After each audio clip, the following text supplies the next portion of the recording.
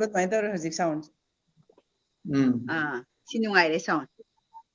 No, was it like Sally? Ngasi pagi studio da pulasi ngasi parasi seringa kanaba oza singling bi rotuna lere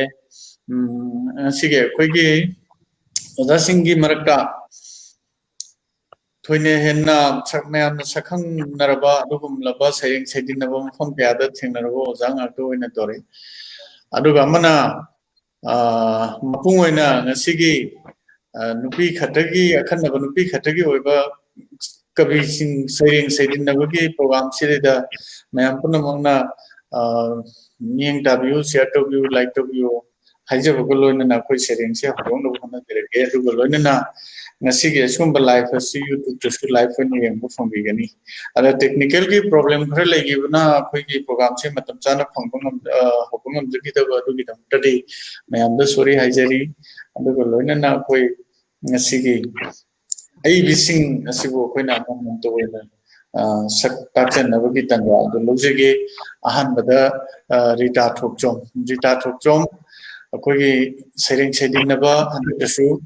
akogi aebising gi pak na chindana saireng sedin nabagi thormama pangthok khiba daida Rita na fajaraba saireng pabidana tobiki mathangda Mauza promodini gi saireng am phajaba epakta su ibibani atai lona moksudi adai bijaya laire koi NG bijaya ke samsi bijaya ji ma address amta haibi uba chaurapa Oja ai Guwahati dani Guwahati ni ko hoi hoja to bana ai khangjabani ai dadu masana haya ning to bani Guwahati gi su yauri adegi Loidamtombi Moirangthem address amta haibi Ja ai Loidamtombi Moirangthem Jiribamdagi ne ja. Okay, I'm going to say Poda Devi antak yamna maming laina saireng I the Poda ai mayam da sakta cheri adu ko loina na kasi ningsing jege koi kise YouTube ta su phangbi gani live hoina sai to bana koi mayam sakta chakra boi tungda akhoi ki Rita Thokchom na kano du tang on to view mic tha do microphone to on to view saireng ama han bada Rita Thokchom na saireng ama khudo to gi gani Rita Thokchom Ahan ba magtada puno po ikai khumna bocheri ngasi policy ngasi parisi saireng gi group sina asigi group sida ahan ba oina saireng paba phangjaba laibak yamna phai masida akoi oja MA Hashimna sinbiduna host obiduna akoi bo sumaina paba phanghan bibase yam nungayena ai phongdok jari ahan bada loinana punamak akoi YouTube ki khutangda digi live da tabiriba akoi sumaina tinja saireng saidina ba hagadra sibu tabiriba punamak oja guru punamak usu ikokna khurumjari ahanba aina pathoksagadoriba saireng sigi maming si imagi leikolda pathoksagadoriba aigi saireng gi maming imagi leikolda aigi imadi nongmatasu yahau thengkhide nongmatasu nganna tungkhide aigi imadi nongmatasu yahau thengkhide nongmatasu nganna tungkhide chena satkhi chena halakhi chena satkhi chena halakhi miwa maisata langki nongmatasu mathau lepkhide ayuk nungthil numidang imagidi thabak ngaktani masa singi watanaba hotnabada wai kaubata haikhide masa singi watanaba hotnabada wai kaubata haikhide changai wari sulibiki momo nokpi mai thongni thetki samjire na somsu ahoina na leihau leirenna thetki samjire na somsu ahoina na leihau leirenna napada hai humbada kayadi ningthiki imada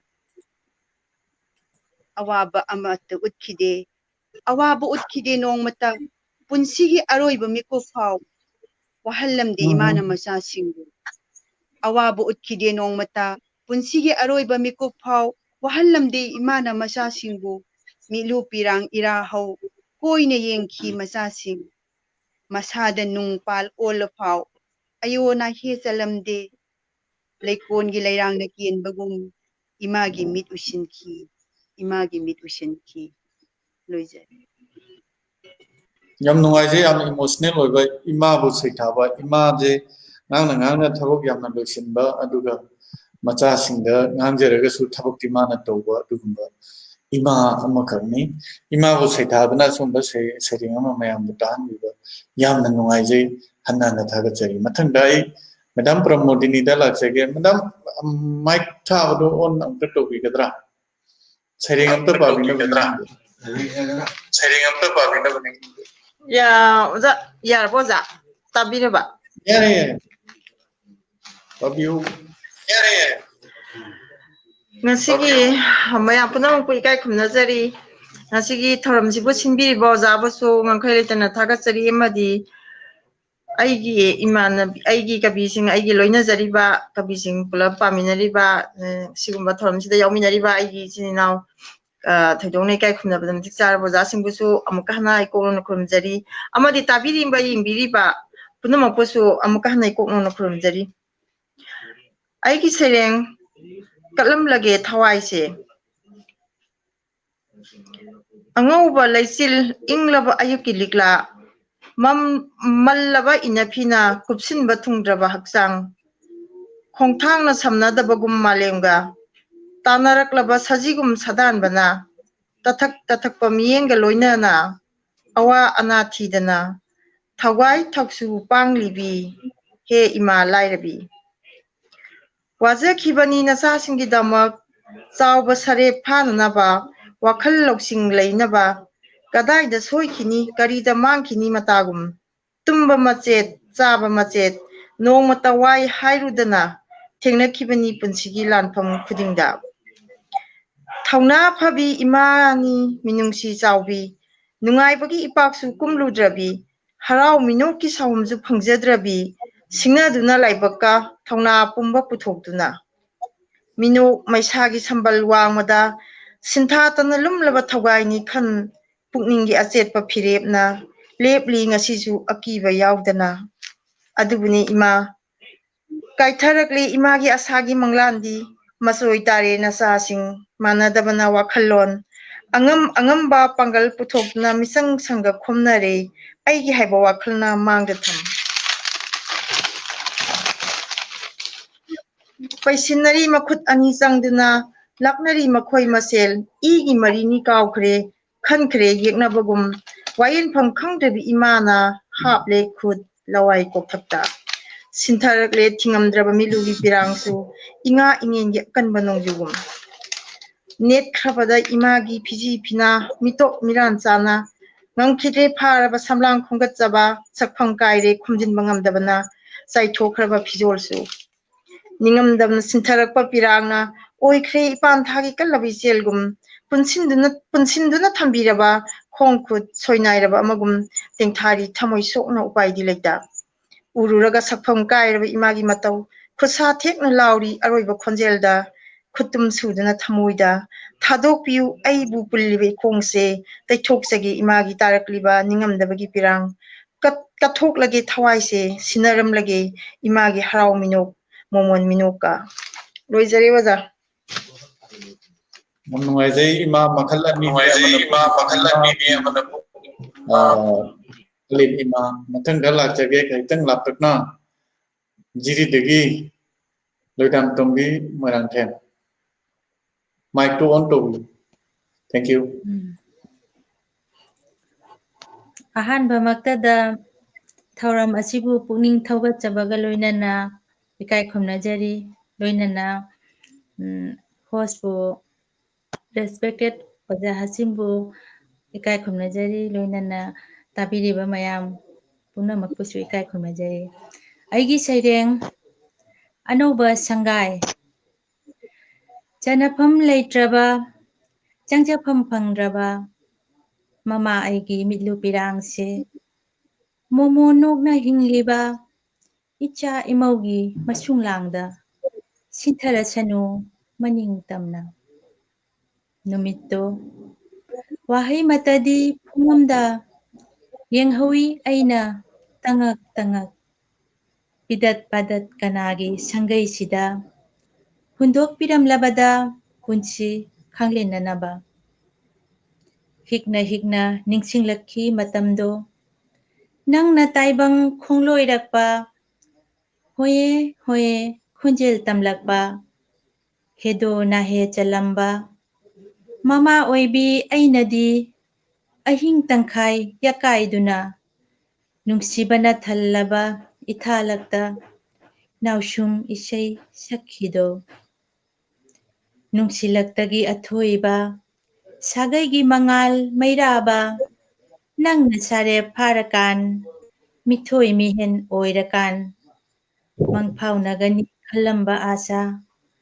ꯃꯪꯂꯥꯛꯅꯈ꯭ꯔꯦꯗꯣ ꯇꯨꯝꯗ꯭ꯔꯤꯉꯩ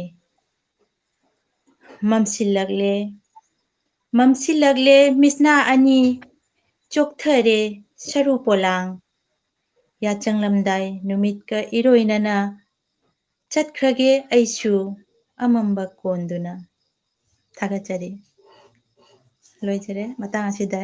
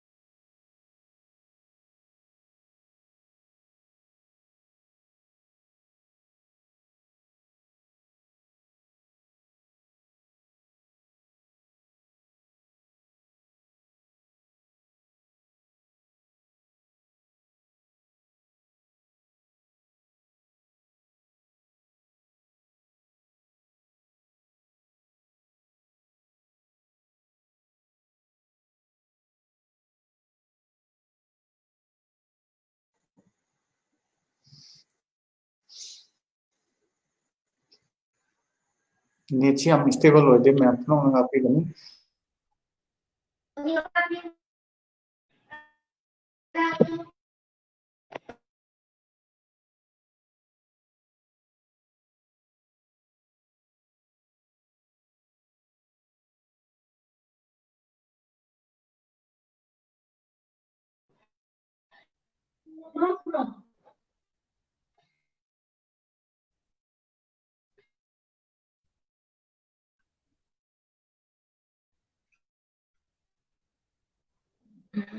Lagi so ini chat pagal lagi.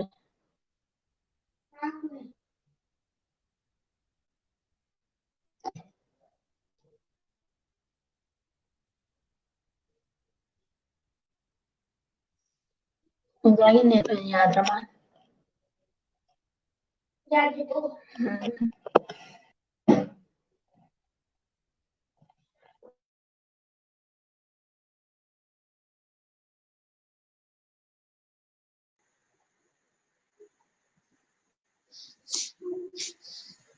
Net don't to stable loide.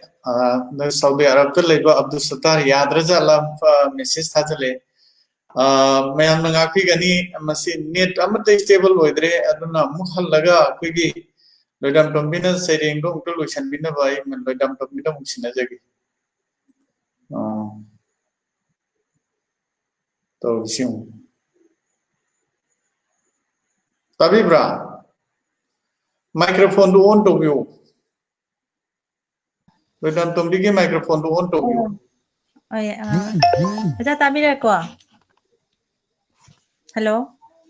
Aja tabi ko. Tai ko. Madam Tai.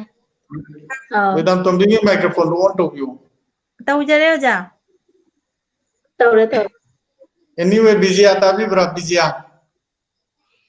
Taja yoja. Kaino to si. Busy tapi bra. Hoyo ja taja.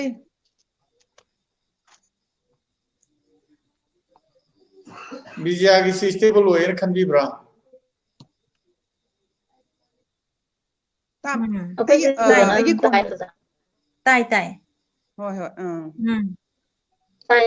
Ada ni lagi. Jumpa.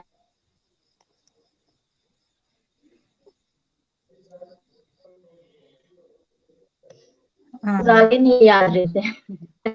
और आगे नहीं याद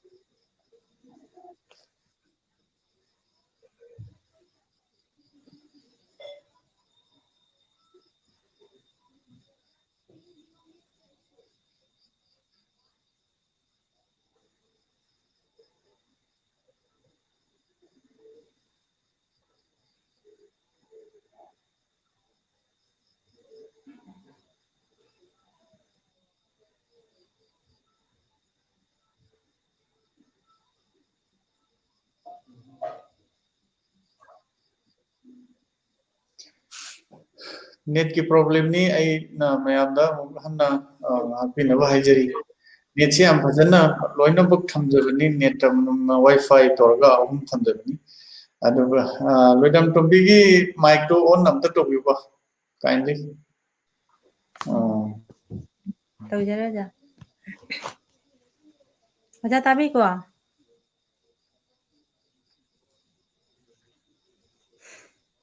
Detai.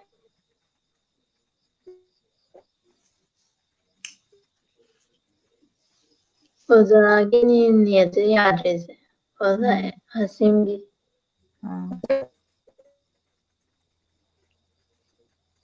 Oza hasimgi sapise.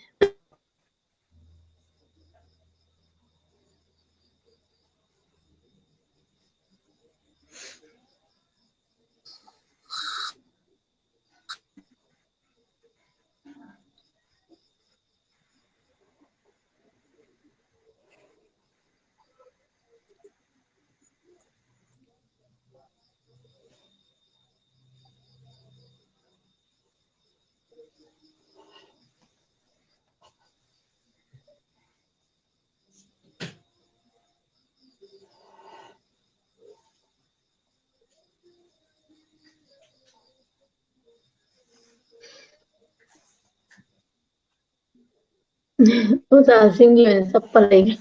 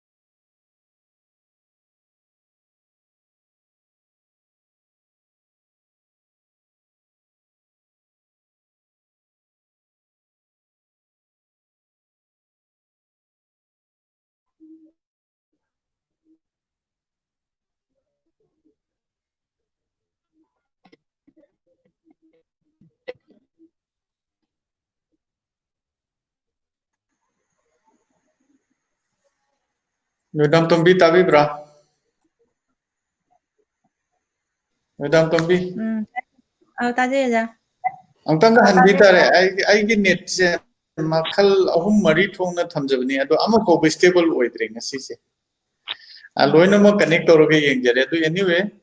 mapuna chanbi bu oiresano ji kam kang saireng ko ta hanbi bu kindly Ahanba maktada thauram asibu puning thawgachabaga loinana ikai khumnajari. Loinana thauram asigi host oibiriba respected sir Oja Hasim amadi mayam punamaku ikai khumnajari. Aigi saireng anauba sangai chanafam leitraba changjafam phangdraba mama aigi midlu pirang se momo nokna hingliba icha imaugi masunglangda sintharasanu maning tamna numito wahai matadi phongamda yenghawi ina tangak tangak pidat padat kanagi sangai sida hundok piram labada punsi khanglenanaba hikna hikna ningsinglakhi matamdo nangna taibang khongloirakpa hoye hoye khonjel tamlakpa hedo na he chalamba mama oibi ainadi ahing tangkhai yakaiduna nungsibana thallaba ithalakta nausung isai sakhido nungsilaktagi athoiba Sagaigi mangal mairaba nangna sare pharakan mithoi mihen oirakan mangphaunagani khalamba asa manglakna khredo tumdringai mamsilagle misna ani chokthare saru polang yachanglamdai numitka iroinana chatkrage aisu amamba konduna thagajari ꯑꯍꯟꯁꯤꯡꯕꯨ ꯌꯥꯝꯅ ꯐꯖꯅ ꯁꯩꯇꯥꯕꯤꯕ ꯑꯗꯨꯒꯨꯝꯕ ꯁꯩꯔꯦꯡ ꯑꯃ ꯄꯥꯕꯤꯔꯦ ꯉꯁꯤꯒꯤꯁꯤꯗꯤ ꯏꯃꯥ ꯑꯗꯒꯤ ꯄꯣꯛꯅꯐꯝ ꯏꯃꯥ ꯑꯗꯒꯤ ꯑꯍꯟꯁꯤꯡꯕꯨ ꯅꯨꯡꯁꯤꯕꯒꯤ ꯃꯊꯪꯗ ꯄꯣꯗꯥꯗ ꯂꯥꯛꯆꯒꯦ ꯄꯣꯗꯥ ꯁꯩꯔꯦꯡ ꯑꯃꯇꯪ ꯄꯥꯕꯤꯅꯕ ꯄꯣꯗꯥꯗ ꯁꯤꯟꯅꯖꯔꯤ ꯉꯁꯤ ꯄꯥꯔꯁꯤ ꯁꯩꯔꯦꯡ ꯍꯥꯏꯔꯤꯕꯁꯤ ꯁꯩꯔꯦꯡ ꯊꯤꯖꯤꯟꯅꯕ ꯌꯨꯇ꯭ꯌꯨꯕꯀꯤ ꯆꯦꯅꯦꯜꯗ ꯁꯤꯟꯕꯤ ꯂꯥꯡꯕꯤꯔꯤꯕ ꯑꯣꯖꯥꯕꯨ ꯑꯍꯥꯟꯕꯃꯛꯇꯗ ꯈꯨꯔꯨꯝꯖꯔꯤ ꯑꯃꯗꯤ ꯌꯨꯇ꯭ꯌꯨꯕꯀꯤ ꯆꯦꯅꯦꯜꯗ ꯌꯦꯡꯕꯤꯔꯤꯕ ꯃꯌꯥꯝ ꯄꯨꯝꯅꯃꯛꯄꯨ ꯑꯩꯅ ꯏꯀꯥꯏ ꯈꯨꯝꯅꯕ ꯎꯠꯆꯔꯤ ꯑꯩꯒꯤ ꯑꯍꯥꯟꯕ ꯁꯩꯔꯦꯡ ꯋꯥꯍꯪꯅꯤ ꯑꯩꯒꯤꯁꯦ ꯂꯥꯎꯔꯤ ꯈꯣꯜꯂꯥꯎ ꯑꯩꯒꯤ ꯊꯨꯡ ꯃꯤꯑꯣꯏꯕ ꯍꯥꯏꯕꯁꯦ ꯑꯄꯦꯟꯕ ꯂꯩꯇꯕ ꯖꯤꯕꯅꯤ ꯑꯄꯦꯟꯕ ꯍꯥꯏꯕꯁꯤꯕꯨ ꯀꯔꯤꯅꯣ ꯃꯁꯤꯒꯤ ꯍꯧꯔꯛꯐꯝ ꯀꯗꯥꯏꯗꯅꯣ ꯑꯔꯣꯏꯕꯅ ꯀꯗꯥꯏꯗꯅꯣ ꯄꯦꯟꯗꯕꯒꯤ ꯈꯣꯜꯂꯥꯎꯅ ꯊꯜꯂꯦ ꯃꯥꯂꯦꯝꯁꯦ ꯄꯦꯟꯗꯕꯒꯤ ꯄꯦꯟꯗꯕ ꯉꯥꯛꯇ ꯎꯔꯨꯕꯗ ꯀꯅꯥꯅꯣ ꯄꯦꯟꯗ꯭ꯔꯤꯕ ꯀꯅꯥꯅ ꯄꯦꯜꯍꯟꯗꯧꯔꯤꯕ ꯀꯔꯝꯅ ꯄꯦꯜꯍꯟꯒꯗꯧꯔꯤꯕ ꯂꯥꯎꯔꯤ ꯈꯣꯜꯂꯥꯎ ꯊꯥꯛ ꯃꯥꯟꯅꯕ ꯁꯃꯥꯖ ꯑꯃꯒꯤꯗꯃꯛ ꯃꯤꯑꯣꯏꯕꯅ ꯈꯥꯏꯔꯤ ꯑꯅꯦꯝ ꯑꯋꯥꯡ ꯂꯥꯏꯔ ꯑꯅꯪ ꯀꯅꯥꯕꯨꯅꯣ ꯊꯥꯛ ꯃꯥꯟꯅꯍꯟꯒꯗꯧꯔꯤꯕꯁꯦ ꯀꯔꯤꯒ ꯀꯅꯥꯕꯨꯅꯣ ꯃꯥꯟꯅꯍꯟꯒꯗꯧꯔꯤꯕꯁꯦ ꯀꯅꯥꯅꯣ ꯊꯥꯛ ꯃꯥꯟꯅꯕ ꯄꯨꯔꯛꯀꯗꯧꯔꯤꯕꯁꯦ ꯈꯪꯕꯤꯕ ꯀꯌꯥ ꯃꯀꯣꯛ ꯃꯃꯩ ꯈꯪꯗꯅ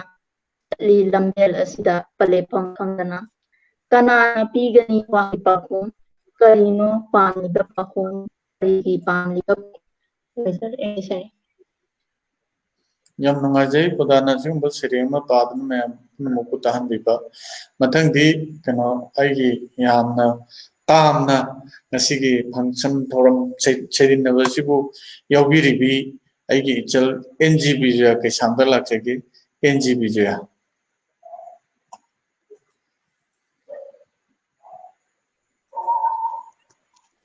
ꯇꯥꯕꯤꯔꯤꯕ ꯑꯃꯗꯤ ꯌꯦꯡꯕꯤꯔꯤꯕ ꯃꯌꯥꯝ ꯈꯨꯗꯤꯡꯃꯛꯄꯨ ꯑꯩꯅ ꯑꯍꯥꯟꯕ ꯃꯛꯇꯗ ꯅꯣꯂꯨꯛꯆꯕ ꯐꯣꯡꯗꯣꯛꯆꯔꯤ ꯂꯣꯏꯅ ꯉꯁꯤ ꯄ꯭ꯔꯣꯒ꯭ꯔꯥꯝ ꯑꯁꯤꯒꯤ ꯁꯤꯟꯕꯤꯔꯤꯕ ꯑꯣꯖꯥ ꯑꯩꯈꯣꯏꯒꯤ ꯑꯣꯖꯥ ꯍꯥꯁꯤꯝꯕꯨꯁꯨ ꯑꯩꯅ ꯅꯣꯂꯨꯛꯆꯕ ꯐꯣꯡꯗꯣꯛꯆꯔꯤ ꯑꯩꯒꯤ ꯑꯍꯥꯟꯕ ꯁꯩꯔꯦꯡ ꯑꯁꯤꯒꯤ ꯃꯤꯡ ꯑꯅꯧꯕ ꯌꯥꯑꯣꯜ ꯀꯪꯊꯔꯛꯂꯕ ꯄꯥꯃꯦꯜꯁꯤꯒꯤ ꯃꯈꯥꯗ ꯀꯔꯝꯕ ꯎꯍꯩꯒꯤ ꯑꯁꯥ ꯇꯧꯗꯨꯅ ꯀꯔꯤꯒꯤ ꯐꯝꯈꯤꯒꯅꯤ ꯋꯥꯔꯤꯁꯤꯡꯕꯨ ꯅꯨꯡꯉꯥꯏꯅ ꯉꯥꯏꯈꯤꯒꯅꯤ ꯑꯩꯅ ꯀꯔꯤꯕꯨ ꯈꯟꯗꯨꯅ ꯃꯕꯨꯛ ꯆꯣꯜꯂꯕ ꯄꯥꯏꯇꯨ ꯈꯥꯎꯁꯤ ꯑꯣꯟꯗꯨꯅ ꯏꯀꯪ ꯊꯥꯅ ꯂꯥꯛꯂꯕꯗ ꯃꯕꯨꯛ ꯇꯞꯊꯔꯛꯂꯕ ꯇꯨꯔꯦꯜꯒꯤ ꯏꯆꯦꯜꯅ ꯈꯧꯒꯪꯂꯕ ꯀꯌꯥꯕꯨ ꯀꯔꯝꯅ ꯄꯦꯜꯍꯟꯒꯅꯤ ꯀꯔꯝꯅ ꯌꯦꯟꯕꯤꯒꯅꯤ ꯂꯦꯞꯇꯅ ꯑꯃ꯭ꯔꯤꯠ ꯐꯥꯎꯒꯠꯂꯛꯂꯕꯗ ꯁꯤꯡꯂꯤ ꯅꯥꯎꯔꯤꯒꯨꯝ ꯃꯆꯦꯠ ꯃꯆꯦꯠ ꯁꯦꯛꯇꯥꯏ ꯑꯣꯏꯅ ꯄꯥꯛ ꯆꯥꯎꯅ ꯍꯥꯡꯂꯛꯂꯕ ꯂꯧꯕꯨꯛ ꯂꯝꯍꯥꯡꯁꯤꯡ ꯌꯥꯇꯝ ꯌꯥꯅ ꯇꯦꯡꯊꯥꯔꯛꯂꯤ ꯇꯣꯏꯅ ꯇꯣꯏꯅ ꯌꯥꯎꯖꯒꯦ ꯑꯩꯁꯨ ꯃꯇꯝꯒꯤ ꯖꯥꯋꯣꯜꯗ ꯎꯕꯤꯌꯨ ꯑꯩꯕꯨꯁꯨ ꯃꯇꯝꯒꯤ ꯑꯅꯧꯕ ꯈꯣꯡꯊꯥꯡꯒ ꯂꯣꯏꯅꯅ ꯅꯣꯛꯆꯒꯦ ꯃꯥꯏꯊꯣꯡ ꯃꯀꯥ ꯂꯥꯝꯅ ꯁꯤꯅꯖꯒꯦ ꯋꯥꯠꯇ ꯄꯥꯗ ꯄꯨꯀꯩꯗꯣ ꯄꯨꯔꯛꯈꯤꯕꯅꯤ ꯃꯆꯥꯁꯤꯡꯒꯤꯗꯃꯛꯇ ꯃꯍꯧꯁꯥ ꯂꯥꯏꯔꯦꯝꯕꯤ ꯏꯃꯥꯅꯗꯤ ꯇꯔꯥ ꯆꯌꯣꯝ ꯃꯊꯦꯜ ꯁꯨꯅ ꯄꯨꯟꯁꯤ ꯆꯦꯡꯖꯦꯜ ꯌꯥꯏꯑꯣꯏꯕ ꯑꯗꯨꯕꯨ ꯑꯣꯏꯅ ꯆꯥꯎꯕ ꯇꯥꯏꯕꯪ ꯃꯆꯥ ꯑꯩꯈꯣꯏꯅ ꯂꯠꯅꯈꯤꯗꯣ ꯏꯃꯥꯒꯤ ꯅꯨꯡꯁꯤ ꯆꯌꯣꯝꯗꯣ ꯂꯥꯛꯂꯣ ꯄꯨꯜꯂꯤꯕ ꯈꯨꯠ ꯊꯥꯗꯣꯛꯇꯨꯅ ꯈꯨ ꯈꯨꯔꯥꯏ ꯁꯠꯇꯨꯅ ꯃꯇꯝꯒꯤ ꯑꯅꯧꯕ ꯋꯥꯈꯜꯒꯤ ꯂꯩꯇꯦꯡꯅ ꯃꯍꯧꯁꯥ ꯏꯃꯥꯕꯨ ꯖꯀꯥꯏꯍꯟ ꯑꯅꯧꯕ ꯐꯤꯖꯣꯜ ꯁꯦꯠꯄꯤꯗꯨꯅ ꯃꯇꯝ ꯃꯥꯒ ꯈꯣꯡꯂꯣꯏ ꯑꯣꯏꯅ ꯏꯃꯥꯒꯤ ꯂꯨꯛꯃꯥꯏꯁꯨ ꯍꯥꯡꯍꯜꯂꯣꯏꯁꯤ ꯄꯟꯊꯧꯒꯤ ꯄꯨꯀꯩꯁꯨ ꯊꯜꯍꯜꯂꯁꯤ ꯑꯅꯧꯕ ꯂꯩꯆꯜ ꯍꯥꯞꯂꯁꯤ ꯇꯥꯕꯤꯌꯨ ꯍꯦ ꯃꯇꯤꯛ ꯃꯊꯧꯅꯥ ꯃꯉꯥꯜ ꯂꯩꯔꯕ ꯇꯥꯏꯕꯪ ꯃꯉꯥꯜ ꯎꯔꯤꯕ ꯄꯨꯝꯅꯃꯛ ꯑꯣ ꯑꯅꯧꯕ ꯖꯨꯛ ꯑꯁꯤꯒꯤ ꯖꯥꯋꯣꯜꯗ ꯈꯣꯡꯊꯥꯡ ꯃꯥꯡꯂꯣꯝ ꯆꯈꯠꯇꯨꯅ ꯌꯥꯏꯐ ꯅꯨꯡꯉꯥꯏ ꯇꯨꯡꯂꯝꯆꯠꯀꯤ ꯑꯅꯧꯕ ꯑꯌꯨꯛꯀꯤ ꯑꯅꯧꯕ ꯖꯥꯋꯣꯜꯗ ꯏꯔꯣꯏꯅꯅ ꯑꯅꯧꯕ ꯈꯨꯗꯣꯜ ꯇꯝꯂꯝꯂꯁꯤ ꯂꯤꯡꯂꯝꯂꯁꯤ ꯑꯅꯧꯕ ꯑꯅꯧꯕ ꯆꯥꯔꯣꯜꯒꯤꯗꯃꯛ ꯈꯨꯔꯨꯝꯖꯔꯤ ꯃꯌꯥꯝ individual na yam phajaba saireng ma paadna tahanbiba yam nungaijai mathangbiya akhoi ahanbada paagiba Rita Thokchom na saireng amuga amuk paabinaba ningsingjari Rita da sinake microphone dum sembi kai थागतचरी ओजाबु आइगी अनिसुबा राउंड दा पाजगदोरिबा सैरेंगसिना आइगी अनिसुबा राउंड गी सैरेंगी ममिंग कोरोना इबुंगो नंगसि मंगाउ थीदा कोरोना इबुंगो नंगसि मंगाउ थीदा कांगसी खिंगदना खुबाक खुदना कांगसी खिंगदना खुबाक खुदना इलेक्ट्रिक मुथतलगा थाउमईगा थांदना तौखिबदुबु कावरबरो नंगसे स्रु स्रु ने छंदने हेक लैदा अखोई लेबाकसे इंडिया गी मणिपुर ने अखोई लेबाकसे इंडिया गी मणिपुर ने सोइबुम चाबा हवाईजार चाबा ngaरी चाबा उ मोरक चाबा जीवने खंगद्रबरो नंगो तल्लिहे नंगसिदी लाइमा इकायबा यामना खंगमंदे अखोई लमसिदी वासेम हैबा वांगांग हैबगी लमने अखोईगी लमसिदी वासेम हैबा वांगांग हैबगी लमने चटलो इकायद्रो नंगबो हौजिक अखोईदी युम युमदा हॉस्पिटल ओइदोरे हौजिक अखोईदी युम युमदा हॉस्पिटल ओइदोरे चटलो चटलो कोरोना चटलो कोविड ना अमु हाइरी अराइबा थवोंग अहुम अरुबा थवोंग ओहलिदा अराइबा थवोंग अहुम अरुबा थवोंग ओहलिदा ngakpa ngamde kananasu he miyoiba sa nakhoine yaroi ko sukya hek yakhiroi phajaba watani ngangliba phajadaba ngaktani tawribana phajaba watani ngangliba phajadaba ngaktani tawribana panthunga pambaiga manadene manahlo ani si amukta panthunga pambaiga manadene manahlo ani si amukta yam nungaijai mathangda akhoi madam pramodini saireng am to paabi net su kitang stable oide adubu babuk singh di message degi khande babuk stable oide adubu babuk singh di message degi khande babuk yana puna pomu gamna khurumjai oja ai anisuba saireng punglon kairaba ai jagoi ikaibasu phaurakle khuthek haitaba ai jagoi saruriba nangi pungning lekolda punglon kaina tantha yaudana maithakpi naton chabi lerangum matang chadraba nonghogum khiksaruba nangi punsi basanta ayukta kuplamle nasa pumba nongmadol thakki liklana leinam tana haraba leirangi lekhokta khanghodabana tingkhang pali oinajana keja nokjana ngatu thengthuruba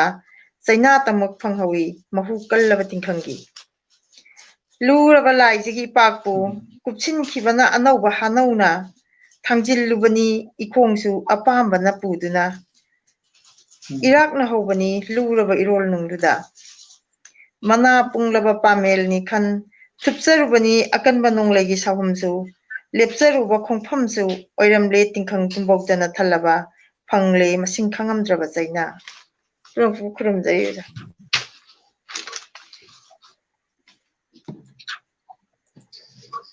nasigi net nungai dubun nisideda yam message yam thari Vijayagi singda comment yam pirei adagi Loidamtombi gi thangmana ningbagi comment pirei Poda gi si mukang halanbio na dumaina hai adagi madam gi project pa gi saireng do mamang gi do yam phajana thagat pirei hojiki do mukang halanbiro na ai gi marbomna messenger da tharak Rita saireng yam phajana thagat pirei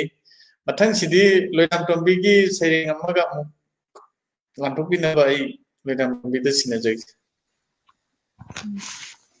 थागतचरी ओजा अगी अनीसुबा साइरेंगसी अईबसिंगी इपाकना हदक 1 नवंबर release तौखिबा इपाकता तिल्लरबा इचेल हाइरिबा लाइकता यावखिबा अगी साइरेंग अमखदंग पाथोकचगे अगी साइरेंग लौनंबा ꯑꯇꯤꯊꯤ ꯂꯥꯛꯈꯤ ꯅꯣꯡꯃ ꯅꯪꯅ ꯃꯦꯔꯥ ꯊꯥꯒꯤ ꯏꯪꯂꯕ ꯊꯥꯅꯤꯜꯗ ꯉꯥꯜꯂꯛꯈꯤ ꯊꯃꯣꯏ ꯂꯀꯥꯗ ꯂꯦꯡꯂꯔꯣꯏꯗ꯭ꯔꯕ ꯃꯔꯨꯞꯀꯨꯝ ꯊꯥꯖꯈꯤ ꯊꯥꯖꯒꯟꯕ ꯑꯩꯅꯁꯨ ꯊꯝꯖꯈꯤ ꯊꯥꯖꯒꯟꯕꯤ ꯑꯩꯅꯁꯨ ꯄꯨꯛꯅꯤꯡꯒꯤ ꯃꯟꯗꯤꯔꯗ ꯀꯅꯥ ꯈꯪꯍꯟꯗ ꯂꯥꯠꯆꯈꯤ ꯑꯥꯠꯃꯥꯒꯤ ꯙꯔꯃꯅ ꯅꯪꯒꯤ ꯈꯣꯏꯊꯨꯝꯂ ꯂꯧꯅꯝꯇꯕꯨ ꯅꯥꯊꯩꯗꯨꯅ ꯂꯩꯃꯤꯟꯅꯩ ꯃꯤꯌꯥꯝꯂꯛꯇꯒꯤ ꯅꯣꯛꯅ ꯃꯩꯁꯥ ꯂꯥꯡꯗꯅꯕ ꯂꯥꯞꯊꯣꯛꯅꯤꯡꯗꯕꯅ ꯆꯠꯂꯦ ꯆꯠꯅ ꯈꯨꯠꯁꯝꯅꯖꯩ ꯁꯦꯟꯅꯖꯩ ꯃꯤꯀꯨꯞ ꯅꯥꯍꯨꯝꯁꯤꯡꯅ ꯃꯤꯍꯨ ꯆꯪꯗꯅꯕ ꯃꯤꯅꯣꯛꯇꯨꯗ ꯑꯗꯨꯕꯨ ꯑꯣꯏꯔꯝꯂꯦ ꯅꯪꯗꯤ ꯊꯧꯗꯥꯔꯣꯏ ꯆꯠꯈ꯭ꯔꯦ ꯂꯦꯡꯒꯣꯟꯅꯗꯨꯅ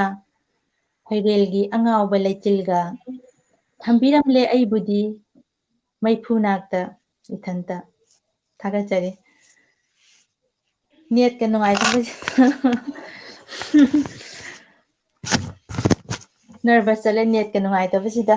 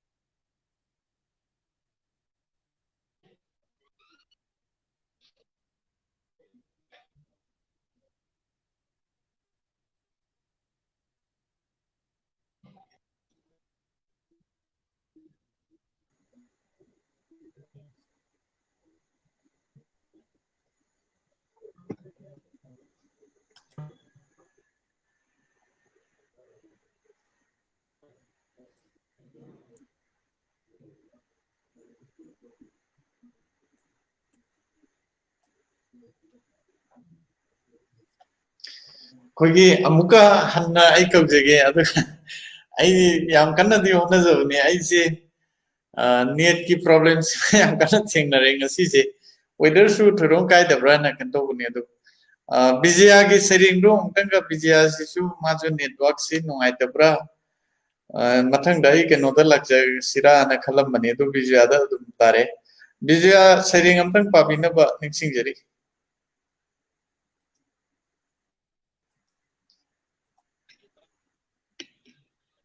Mic on tꯧꯕꯤꯌꯨ.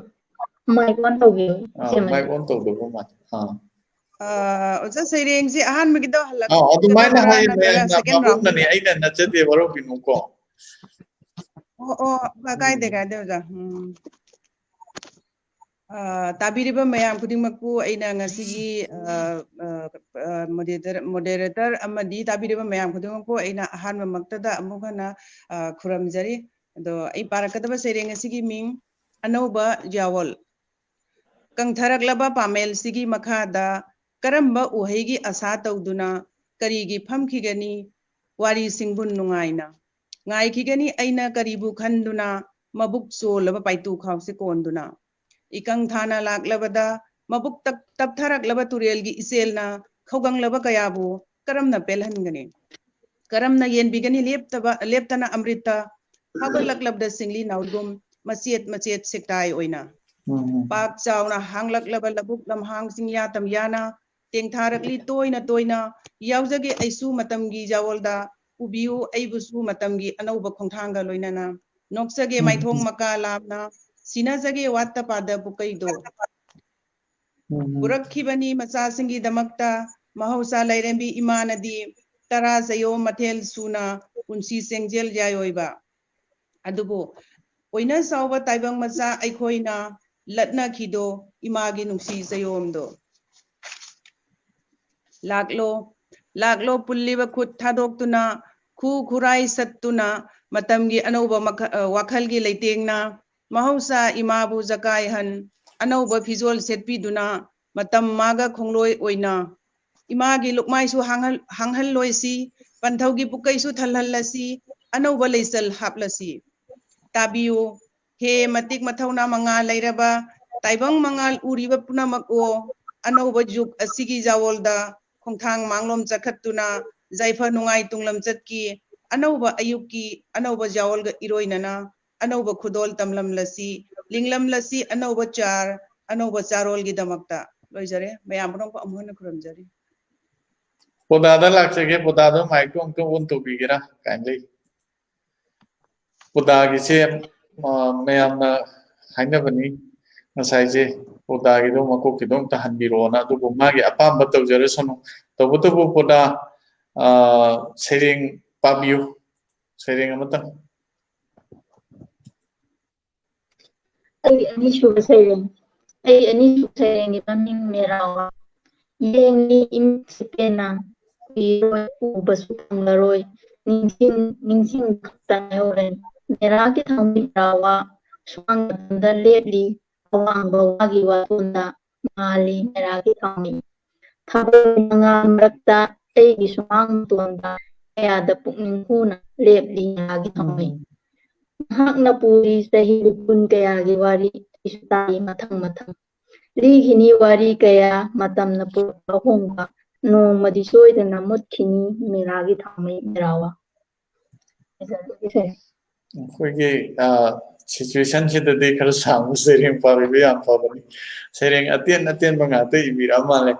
kari kana gamba apge kabi akhanaraba ngasigi sumba nupi ngatagi boiba khanna koina puthokjaba sumba keno sideda net asina stable oidabadagi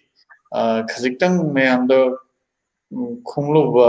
sigi damakta koina sorry haijege adubu babok singi message dagi di khangjare koigi saireng ji am thawai yauna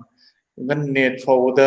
ngai bagi mong kabi ngai bada natana net ngai bagi mong ama mayam na tobi base net ke loina na net farakini hai bagi keno do koi message thari saudi dagi aigi marup no gongo abdussatar ma yam kanna thawai yauna message thari amtang hanna babina ba ga na hare adu he han basisu kare haini kabising akhanna akoi kabising da akoi haijaba ngamdre masingtang hanbiu masingtang kano to aro goina bizia da haijaning base bizia ge ani suba saireng je amuktang ga pa kandi yam phani oja aigi ani suba saireng si akoigi aigi ani suba saireng si oja akoigi ningon chakau jeurokpaga aigi ningon chakau ba chatpa phangdaba ningon sing amadi mabung mopa singi maramda ijaba saireng ni aigi saireng gi ming laklaroi dara ita nangbo lakla langtak naraba mera thagi sanareina menglaba mera thajamagi thanilda onsinduna hanglakli siklaba ahingi menglaba thajagi ipomda likon hunnabi khonjelda tathak na khibi thabal nangi ipomda harauna jagoi khutek tamjakhibi ningol ita nungsibi ngasidi nahangna tharamba sanarei aina leisat tamlamlani langtak na khidrabrani na wakhalda ningol oibigi thana lakpasida ningol mapau tambiugaba mera thagi thanil nangna sanarai egi leinamda ngaujakhibi ningol magi mapau takhidabada pai mapukning nungol le sanarai egi marumda laithi lubak hangminnaduna nokna thamoi makalamna laithi luhongbi sanakhibi ita nungsibi ningol gi mapau tarabadi libiune mera thaja nahakna lamdam tamna laikhibana maning tamna pairakpabu ngamdrabara natraga yuman punsigi kallaba thaurina punkhrabrane ita nangbo lakugaba kaidauge ngaijaramge ne ningol oibi nangbo nungsiba leinamna pugai na satuna oksaramge kharai thonganda pareng leptuna singarai kaubi ita nasu ngaijari ne ningol oibi nahakko ningol oibi khutsana laimai dagi nungsi na khongwat pirani pareng lengbi sanarani molang khada thamduna nungsira leinam yenjage khan momon minop tamjari ne ibung ipwa kaya su sahi kumon kaya nangi maithong ukhidabada nangi napau ta khidabada maithong maka lamlaktre sanare ikada sanglaktuna aibu nungsina koladuna paudamjari ningol nangi damakta isem sanare nangdi sahi khudingi lakuko ningol oibigi thana lakpasida tambiruso nahaki leinamna isem oibigi mafamdasu hanghauraba mapam lamdam lamnungsina khaurang nangai tambiruso kedaubage mabung mokpa aikhoina hanglaba ningol kada sangduna kaurubasu kaungamda kumon kaya farakle laikai masem uraga mitta ira tarang senduna khubak laikhan saduna thonga lomda yengjaduna mapam maigai panglakkani selhau harauna momon minok tamjarani khallubado tambiuga ba he ita mera thagi thanil nangna loijare oja kuramjari mongan yam nungaije sumba matam sidaida matam yam chunaba saireng ama amuka hanna pabiyo hajab matamda harau yabidana NGBJA ke samna khoi studio sida nasige kitang awkward or situation ra khangbire harga soina saireng pabidana amuka hanna su pabiba ayo khoi yamna thagachari ado podagi saireng ama masi ai podagi keno se ai pressure tawjabanate babu ki keno dagi lakpani podagi je ngasai khara lawa akoi nong khakoi kunje manba ma yaugre madu moina de dum te harakun nate adubo aina madu da base tawbo mali madu amtang ga halan birona ai message su uchage thaja bidragadi amtang hanbiraga di amwani nai mai kanjai Oza ai ahanba saireng oza tabibra tai pabi ai ahanba saireng wahangni aigise lauri kholaw aigi sakthung piu mioi ba haibase apen leitba jibani apen haibasibu karino masigi horakphamdi kadaidano aroibana kadaidano pendabagi kholaw thalle malemse pendaba ngakta urubada kananu pendriba kanana pelhangadoriba karamna pelhangadoriba lauri kholaw thak manaba samas amagidamak miyoibana khairi anem awang laira anang kanabuno thak manahangadoribase kariga kanagano manahangadoribase kanano thak manaba purakadoribase hangi wahang kaya makok mamay khangdana chatli lambel asida palefam khangdana kanana pigani wahangi pakhum karino pamliba pakhum karigi pamliba pakhum Ozari ta kari mod lebi kari pinda ba kari nungai taba net pudi am nungai gidre akoy amma hanna do halaga phazar lu hai bidi ngamaroi ado hoji phazari ngai jida ozagi na epakta kano to giba pa giba saireng do amtang hanbiraga di yam nungai jagani paro bigadra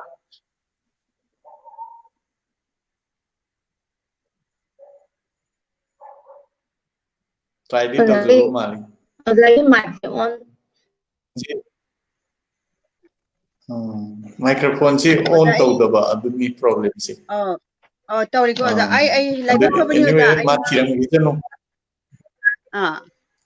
microphone si mai si on tawdre anyway Loidamtombi on tawri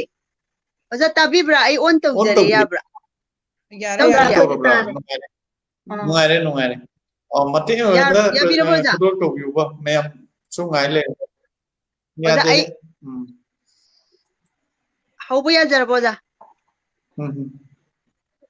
haujarage za yabiraba tabirabra tai se aigi mathangi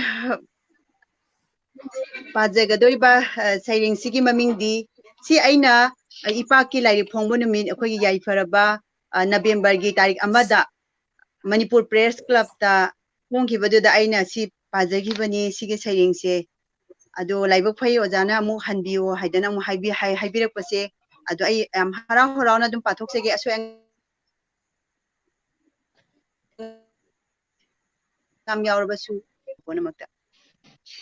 pathoksagadoriba sairengi maming ngasidi aigi sairengi maming ngasidi ningsingli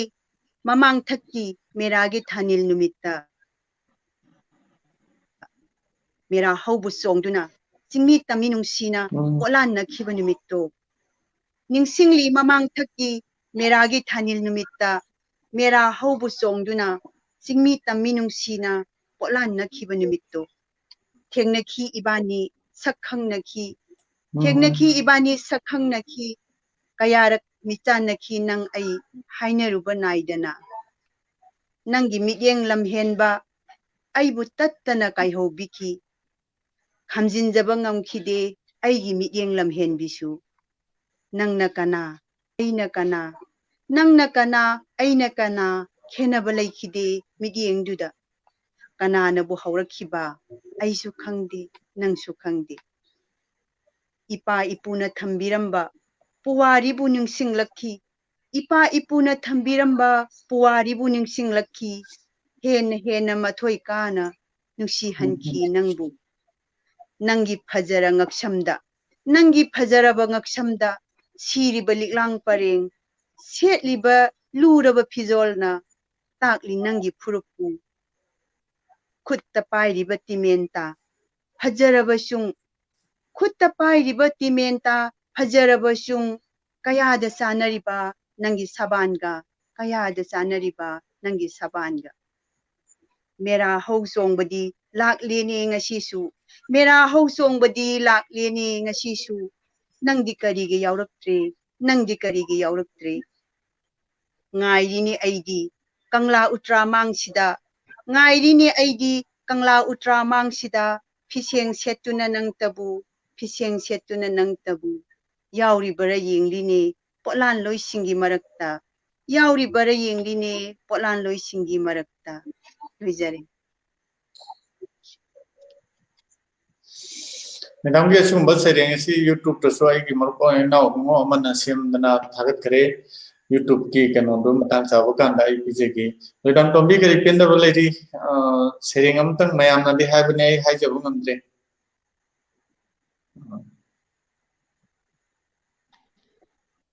mic on to mic to on to yo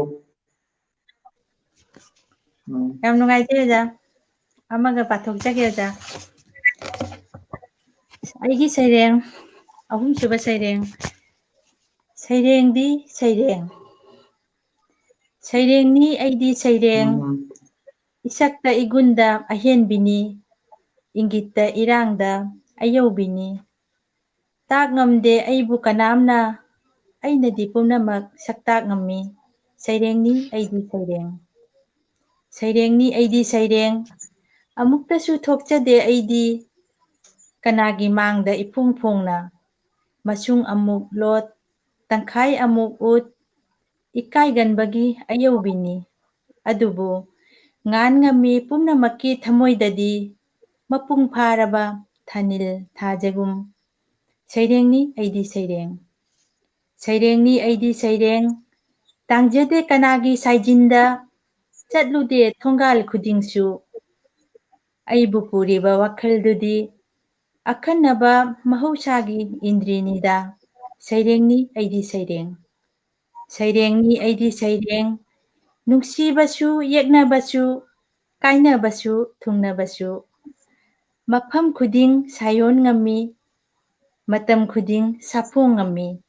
Saireng ni aidi saireng. Matang asida loidaraja. Thagatjari puno. ngasigi live de amna mai pa ko amana akoi gi huri khau gi live chatting ai sida 10 share to gire aduga mayamna 58 comments lai aduga 41 na like phangi aduga aroi bada ai gi angang haigadra ina ngo amutang ozagi su sereng mate matan pabiyo na khwaidagi 10 ba sereng mate kam khak pajage second mari patan chang parma ai gi sereng gi maming haidok tabawa hui singdu taibanglon khanglamde huranba amasung hurandabasu khanglamde maning tamna khongi potyom puba singduda chongchin laki jatrik singduda adubu kuina chikliba khuding huran banate kanana su haidokti kanada su tathokte yam tenbo saireni mayam gening bu thungna bu tawjabani ngasi gera asigumba pungkhom sidaida punamakna harauna patient laina khangvidana saireng amamam anini ahum hajawtare anini haibadi noaitre ahum hajaregi saireng anini ahum kodol tobidana mayam punamakna cooperation pibidana like tobidana share tobidana punamase mayamna thawai yawgi mapan naidraba kodol ne haibadi mafamsi thamdaraga ngasigi life si matang solution